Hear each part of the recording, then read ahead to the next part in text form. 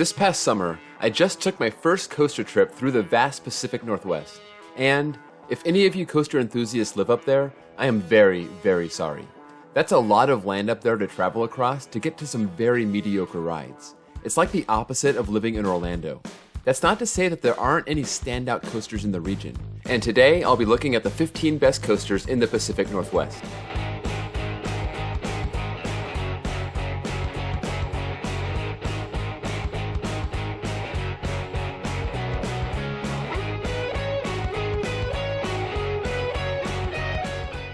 I rode a total of 19 coasters in my trip across Idaho, southwestern Canada, Washington, and Oregon. I'm not including the West Edmonton Mall since I didn't get all the way up there, and I wouldn't really consider that Pacific Northwest anyway, and I'm not going as far south as Six Flags Discovery Kingdom. I'm leaving 4 coasters off this countdown. Tiny Toot at Silverwood, as well as 3 SPF spinners. Crazy Coaster at Silverwood, Bug World at PNE Playland, and Blast and Barrels at Cultus Lake. I shamelessly rode all of these coasters, but they did not quite qualify for this list. Number 15. Kettle Creek Mine, an E&F Mylar kiddie coaster at PNE Playland in Vancouver, British Columbia, Canada. E&F Mylar kiddie coasters are known to be on the aggressive side, and Kettle Creek Mine was no exception. Though I don't think it's quite as wild as Canyon Blaster at Magic Mountain. How's your neck? It has a nice setting also with the trees inside the footprint, and it jumps over the queue line before its final helix. So it's not a bad kiddie coaster at all. I only felt a little bit of shame getting on it. Number 14. Rainier Rush, a top fun looping coaster at the Washington State Fair in Puyallup, Washington. It's hard to believe that a coaster like this is actually legal. I was looking forward to riding it because I knew of its awful reputation, and I couldn't wait to see how bad it was. And oh man, was it bad. From the world's slowest lift hill to the random stretches of track, awful pacing, lots of neck banging for me and probably head banging for everyone else that's shorter than me. This coaster does not have any redeeming qualities other than just being an infamous dumpster fire and having that cool looking incline loop. This coaster used to be at the LA County Fair before being relocated to the Washington State Fair in 2013, and it's probably a good thing that it's not disgracing my hometown fair anymore. It actually started its life at Santa's Village Amusement Park in Illinois, so thank you for ordering this thing and then spreading it like a disease around the country once you are done with it. Number 13. Big Timber Log Ride, an E&F Mylar water coaster at Enchanted Forest in Turner, Oregon. So this is a coaster just like Journey to Atlantis at SeaWorld San Antonio is a coaster. Basically 98% water ride and 2% coaster. But a little drop using Coaster Track qualifies it as a coaster, and it was the reason I got tickets to ride it on my short stop at Enchanted Forest. I guess for what it is, it's fine. A pretty well-themed log flume that takes you to the top of the hill into a dark building, and I was riding in the front, so on one of those early dips, I got absolutely soaked. So when I got soaked again by the final drop finale, I wasn't all that upset about it. It was a pretty cool day in late August, so it didn't feel all that great. Since this is basically a log flume and not a coaster, I'm putting this near the bottom of the list. Number 12. Runaway Mine Train, a Zamperla mine train coaster at Cultus Lake Adventure Park in Cultus Lake, British Columbia, Canada. If you've ever ridden the West Coaster at Santa Monica Pier, or Slime Streak at American Dream's Nickelodeon Universe, you basically know how Runaway Mine Train is. It's the standout ride at the tiny Cultus Lake Adventure Park, which is actually a very beautiful small park. It looks like one of those tiny park challenges that you would build in Roller Coaster Tycoon. This coaster only has 744 feet of track, and it reaches 26 miles per hour, with a small swooping drop and then a helix before winding back to the station. The West Coaster and Slime Streak are about twice as long as Runaway Mine Train, but the ride experience feels very similar. Definitely a family coaster, but one that you can have fun on. Number 11. Timberhawk, Bird of Prey, an S&S wooden coaster at Wild Waves Theme Park and Water Park in Federal Way, Washington. It's really stunning to me that this major wooden coaster couldn't even crack the top 10 list in the Pacific Northwest. I was expecting this to be a top 10 coaster on my August road trip, and that trip included Lagoon and Discovery Kingdom, which I did not include on this list. It takes its 75 feet of height and 50 miles per hour and does absolutely nothing with it. This is about as bland of a major coaster as you can get. I compared it to Grizzly at California's Great America. It felt very similar. It wasn't built to be a family coaster, but that's how it rides. Everything is so shallow, gradual, there are no forces, and it just kind of runs along the track in a graceful way. It was pretty smooth for a 16-year-old wooden coaster, but I guess that makes sense because it doesn't do enough to put any stress on the track. I rode this in the front and the back looking for any forces whatsoever, and I couldn't find any. This was a huge disappointment. Number 10. Ice Mountain Bobsled, an Ascot-designed steel coaster at Enchanted Forest. On a list of most bizarre coasters ever built, this is high on my list. This originally opened in 1983 as more of a slide than a roller coaster, but after 2 seasons, the park decided to transform it into more of a traditional roller coaster. Although there's not much traditional about this. You board your 6-person trains, 3 cars with 2 people per car, and if you have 2 adults in a car, you're going to get pretty cramped. I would have liked to have recorded this iView POV with my head up, but I physically couldn't do it because that roof closes over your head and serves as a restraint that's right up against your head if you're the first person in the car. With a setup like this, you would think that this is a pretty mild ride, but that's not necessarily the case. This coaster is a lot more aggressive than you would think, and there were several times where this ride would dip down and I would hit my head on the top of the roof, and that wasn't all that pleasant. Ice Mountain Bobsled definitely gets an A for originality and weirdness, and I'm definitely glad I got this credit. It pulled some speed and forces I wasn't expecting, and it's a cool bucket list coaster if you're into weird stuff. In fact, Enchanted Forest is a bucket list park if you're into weird stuff, so if you find yourself near Portland, be sure to hit it up. Number 9. Corkscrew, an aerodynamics looping coaster at Silverwood Theme Park in Ethel, Idaho. This was actually the original modern inverting coaster, operating at Knott's Berry Farm from 1975 to 1989 on the plot of land that Hang Time now stands on. It left California when I wasn't even 2 years old, so I didn't get to ride it while I was here in Southern California, but luckily, Silverwood snatched it up after its closure and reopened it the next year. The ride is pretty outdated and it's a one-trick pony. It's basically a lift hill, a drop, turn around the station, double corkscrew, and then a turn back into the station. There's not much to it, but for the novelty of the time, it was a big deal. For being an old relocated aero, it runs very smooth and is actually a very fun ride. It could definitely stand to use another element or two, maybe even a helix at the end, but the drop is a lot of fun in the back row, and I personally love double aero corkscrews. I get to ride them all the time at my home park on Viper. They're just so smooth and graceful, and they have some good hang time.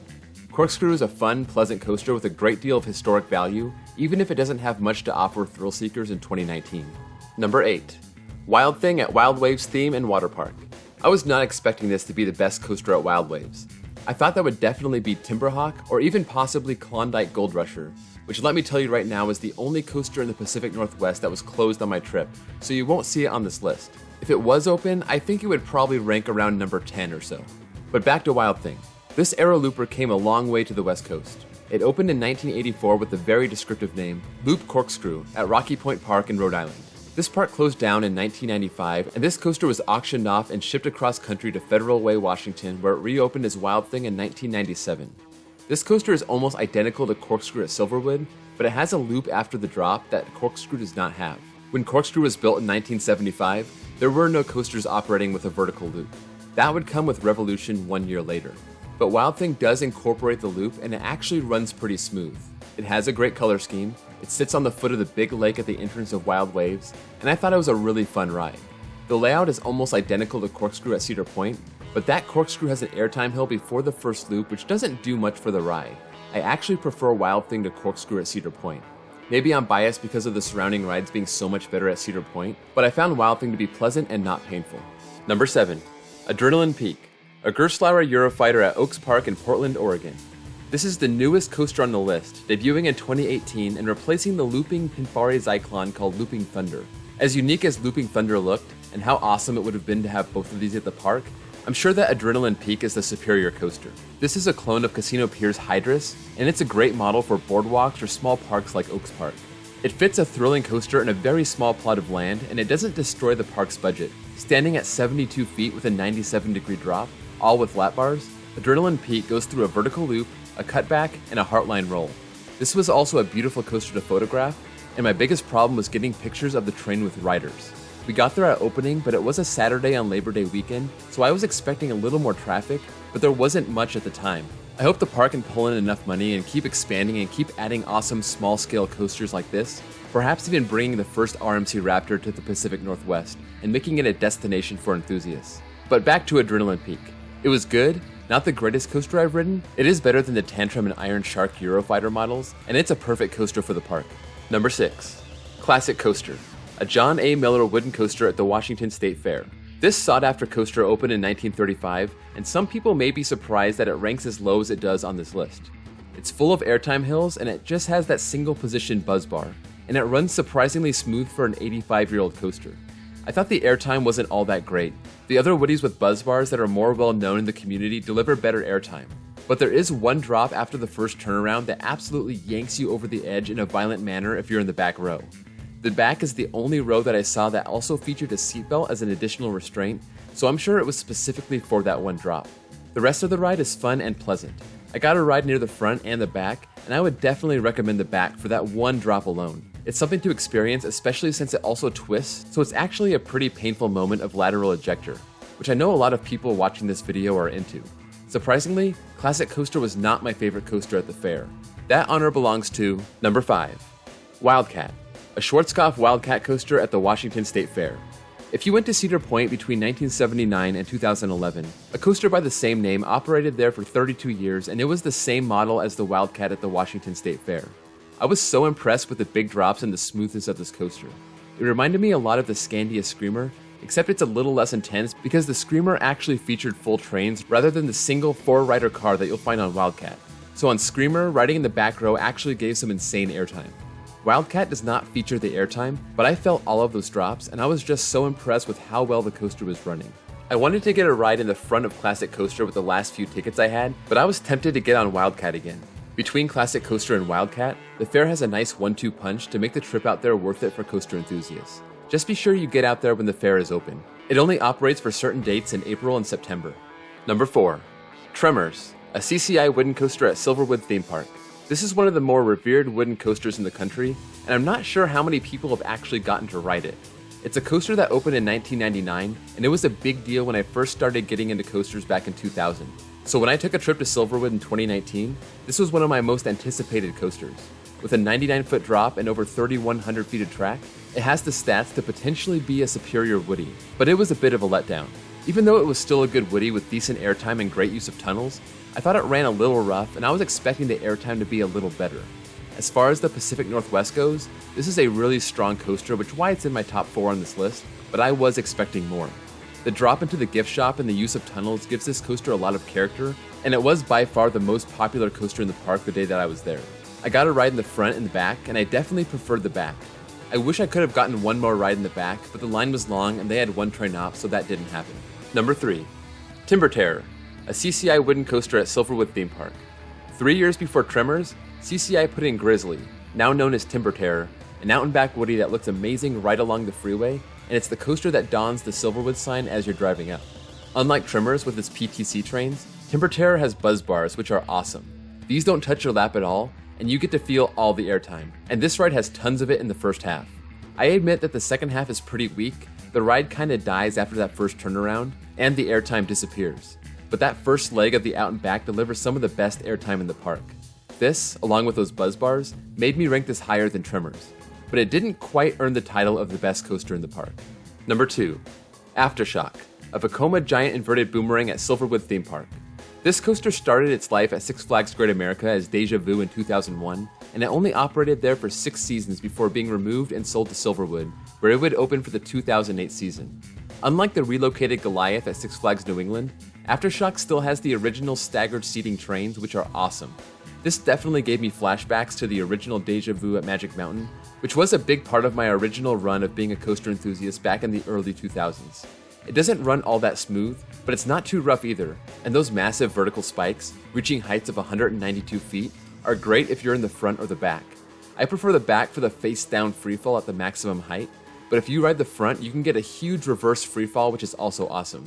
The giant inverted boomerangs are one of Vekoma's best models, and it's good that we still have one running at its best potential here in the US, even though it's at the extremely remote Silverwood Theme Park. Number 1, Coaster, a Carl E. Fair wooden coaster at PNE Playland.